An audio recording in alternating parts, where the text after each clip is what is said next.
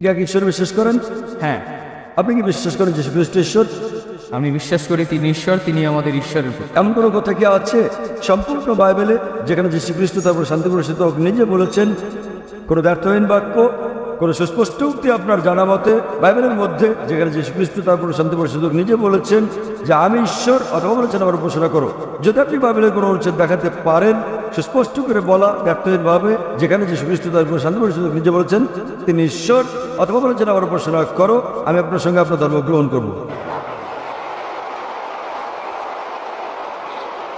এবং আমি আপনাকে বলছি একটিও ব্যর্থহীন বাক্য খুঁজে পাবেন না সম্পূর্ণ বাইবেলে যেখানে যীশু খ্রিস্ট ইসলাম নিজে বলেছেন তিনি ঈশ্বর কিংবা তার উপাসনা করতে। আপনি বাইবেল পড়ে দেখবেন যীশু খ্রিস্ট ইসলাম নিজে বলেছেন, এটা উল্লেখ আছে গসপেল অফ জন অধ্যায় নম্বর 14 অনুচ্ছেদ নম্বর 28 তিনি বলেছেন আমার পিতা আমার চেয়ে মহান। গসপেল অফ জন অধ্যায় নম্বর 10 অনুচ্ছেদ নম্বর 29 আমার পিতা সবার চেয়ে মহান। গসপেল অফ ম্যাথিউ অধ্যায় নম্বর 12 অনুচ্ছেদ নম্বর 28 আমি শয়তানকে তাড়িয়ে দেই ঈশ্বরের আত্মার সাহায্যে। গসপেল অফ লুক অধ্যায় নম্বর 11 অনুচ্ছেদ নম্বর 20 আমি ঈশ্বরের আত্মার সাহায্যে শয়তানকে তাড়িয়ে দেই। গসপেল অফ জন অধ্যায় নম্বর 5 অনুচ্ছেদ নম্বর 30 আমি নিজে নিজে কিছু করতে পারি না, আমি যেমন শুনি তেমন বিচার করি, আর আমার সঠিক, আমি আমার ইচ্ছা পূরণ করি না বরং আমার পিতার ইচ্ছা পূরণ করি। যে কেউ যদি বললো যে আমি আমার ইচ্ছা পূরণ করি না বরং সর্বশেষ ঈশ্বরের ইচ্ছা পূরণ করি, সে মুসলিম।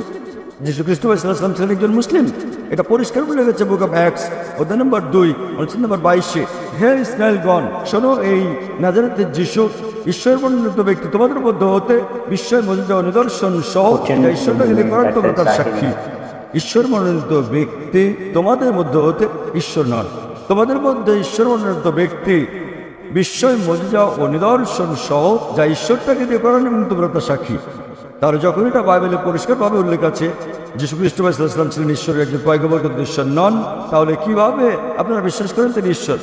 কারণ এটা হচ্ছে আমাদের ধর্মের শিক্ষা। যদি কেউ আপনাকে শেখায় 2 × 2 = 5, আপনি কি তা বিশ্বাস করবেন? হ্যাঁ কি না? না না না, এখন আমি আপনাকে অনেকগুলো উদ্ধৃতি দিচ্ছি বাইবেল থেকে, তাহলে আমি আপনাকে অনুরোধ করবো এই সবগুলো রেফারেন্স পরীক্ষা করুন।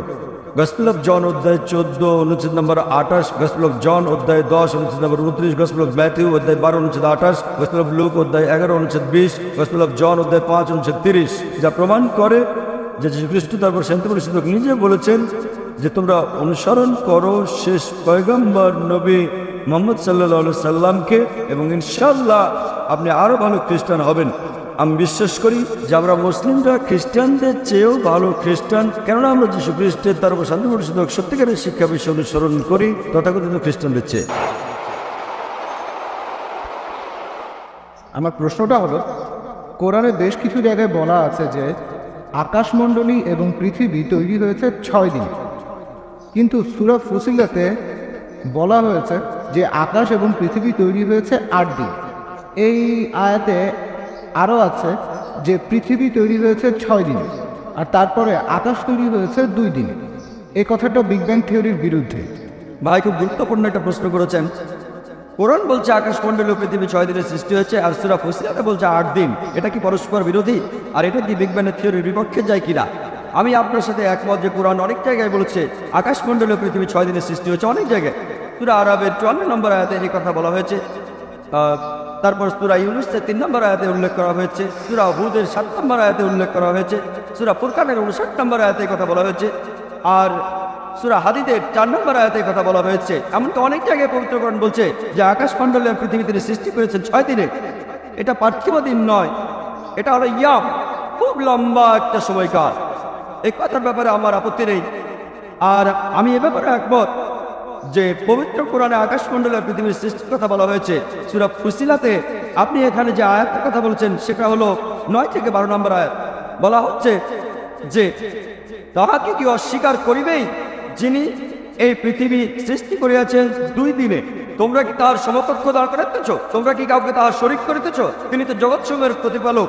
10 নম্বর আয়াতে আছে তিনি ভূপৃষ্ঠে স্থাপন করিয়াছেন অটল পর্বতমালা এবং পৃথিবীতে খাদ্যের ব্যবস্থা করিয়াছেন 4 দিনে।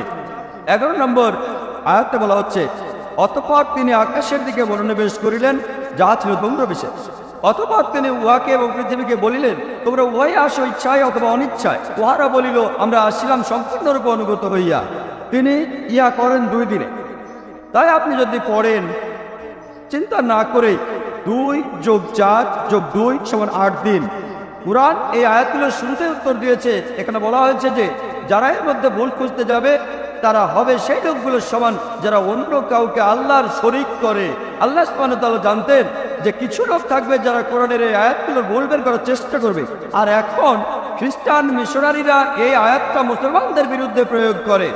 কোরআন বলেছে আগে থেকেই যে লোকে এই প্রশ্নটা করবে, আর এই লোকগুলো তারা যারা অন্য কাউকে আল্লাহর সাথে শরীক করে। এখন দেখা যাক এখানে প্রথম দুটো আয়াত মানে সূরা ফুসিলাতের 9 নম্বর ও 10 নম্বর আয়াতে বলছে যে পৃথিবীর সৃষ্টি হয়েছে 2 দিনে, তারপর পাহাড় পর্বত সেখানে বসানো হয়েছে, আর খাদ্যের ব্যবস্থা করা হয়েছে যথাযথভাবে 4 দিনে। তাহলে বলা হচ্ছে 2 দিনে পৃথিবী তৈরি হয়েছে, তারপর সেখানে পাহাড় পর্বত বসানো হয়েছে 4 দিনে, সব মিলিয়ে 6 দিন। তারপর 11 নম্বর আয়াতের প্রথম আরবি শব্দটা হলো সুম্মা। এখন এই আরবি শব্দ সুম্মা এর 3টা আলাদা অর্থ আছে। একটা হলো তারপর, আরেকটা হলো তখনই, আর অন্য আরেকটা হলো একই সাথে। আমি মেনে নিচ্ছি যে কোরআনের অনেক অনুবাদে এই শব্দটাকে অনুবাদ করা হয়েছে তারপর।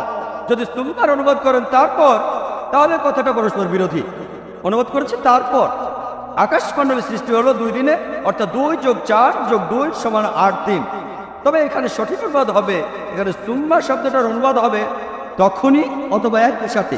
আর আব্দুল্লাহ ইউসুফ আলহামদুলিল্লাহ এই আয়াতে সুম্মা শব্দটার সঠিক অনুবাদ করেছেন, অর্থাৎ একই সাথে। যদি সুম্মার অনুবাদ করেন তখনই বা একই সাথে, এর অর্থ দাঁড়াবে যখন পৃথিবী আর পাহাড় পর্বত 6 দিনের সৃষ্টি হলো একসাথে, আকাশমণ্ডলীর সৃষ্টি হয়েছে 2 দিনে। যেমন ধরেন কোন একজন নির্মাতা তিনি কথা বললেন যে আমার কোম্পানি একটা 10 তলা বাড়ি বানিয়েছে, একই সাথে বাড়ির চারপাশের দেয়ালটাও বানিয়েছে, মোট 6 মাস সময়। এরপর কোনো একজন লোক সেখানে ফ্ল্যাট কিনতে গেলেন, তারপর সেই নির্মাতার সাথে কথা বললেন, বাড়িটা সম্পর্কে বিস্তারিত জানতে চাইলেন। নির্মাতা বললেন বেসমেন্ট তৈরি করতে 2 মাস লেগেছে, আর পরের 4 মাসে 10 তলা বাড়িটা বানিয়েছি। আর যখন আমি বেসমেন্ট আর বাড়িটা বানাচ্ছিলাম, এই কাজের সাথে সাথেই আমি এই বাড়ির চারপাশের দেয়ালটা বানিয়েছি 2 মাসের মধ্যে। এটা সম্ভব, কথাটা পরস্পর বিরোধী নয়। এরপর মোট সময় 6 মাস। তাহলে একইভাবে সূরা ফুসিলাতের 9 নম্বর থেকে 12 নম্বর আয়াতে বলা হয়েছে যে সময় পৃথিবী আর পাহাড় পর্বত 6 দিনে সৃষ্টি হলো, একই সাথে আকাশমণ্ডলের সৃষ্টি করা হয়েছে 2 দিনে। এটা পরস্পর বিরোধী নয়। আর একইভাবে যদি অনুবাদ করেন তারপর, কথাটা বিজ্ঞানসম্মত হয় না, কারণ পৃথিবী আগে সৃষ্টি করা হয়েছে, তারপরে পাহাড় পর্বত, এটা পরস্পর বিরোধী। এছাড়াও পবিত্র কোরআনে সূরা বাকারার 29 নম্বর আয়াতে বলা হয়েছে যে আল্লাহ পৃথিবী সৃষ্টি করেছেন সুম্মা, আকাশমণ্ডলী। তবে দুর্ভাগ্যজনকভাবে আব্দুল্লাহ ইউসুফ আলী এখানে সুম্মার অনুবাদ করেছেন তারপর। আর কোরআনে সূরা বাকারার 29 নম্বর আয়াতে তিনি সুম্মা শব্দের অনুবাদ করেছেন তারপর। আল্লাহ পৃথিবী সৃষ্টি করেছেন, তারপর আকাশমণ্ডলী, তখন এটা পরস্পর বিরোধী। এখানে সুম্মা শব্দটা সঠিক অনুবাদ হবে তখনই বা একই সাথে।